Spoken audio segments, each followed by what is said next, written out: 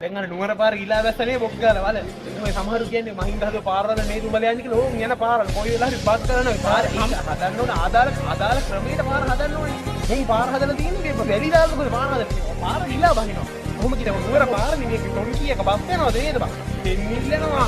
අර හයිවේ එක හදන්න ගල්වැලි අරන් යන කොහොම වැටලා හරියනවා. වැටලා හරියන්නේ ඊළඟට පාර හදනකොට හරියට ගල්වැලි දාලා කම්බි දාලා පාර හදන්න ඕනේ. නැත්නම් ඔය පාර දාලා උඩට කියන්නේ ලංකාවේ මහා මාර්ග පද්ධතිය ට්‍රාන්ස්පෝර්ට් කියලා නමක මේ ප්‍රවාහනේ බුදුරජාණන් රේල් පීලි ටික හරිද පාරවල් ටික පාලම් ටික මේ හරියට හදන්න තියෙනවා හරිද ඔය පාලම් පාර හදන්න පුළුවන් ගම්මුදට ගහන් එන්න තියෙනවා ඒකල පාරට ගම්මුදට දැන් මේ නුවර පාරට යක්කලින් යක්කලින් ගම්මුදට දාලා තිබුණේ වල හැදිච්ච නැහැ පාලේ දැඩි විලක් අර අඩි වලවල් ඔහොම වලවල් හැදෙන්න බේපාරවල් පාරක් නම් පාර පොලිසිය තියෙන්න ඕනේ නැතුව මේ හරිද ඇද ඔව් එහුණද ඇද පොළුවගේ පාරවල් හදනවා යන්නේ කඩන් වටෙන්න බහින හරිද ඒ පාර විදිහට තියෙනෝනේ ඇඳේ පොල්ල කැඩෙනවා වගේ පාර කැඩෙන්න බෑ ඇතුළට වාදී හරි විදිහට පාර හදනවා ඔය ඕකේ වෙන්න කියන්නේ පාර හදන්න සල්ලි පාස් කරනවා හරිද පාර හදන්න තියෙන සල්ලි වල මොනවද ගන්න මුන් කරන්නේ සල්ලි වල 175ක් විතර ගිහිල්ලා ගෙදර බල්ලක් කරක දාන්න තියෙන එකයි හරිද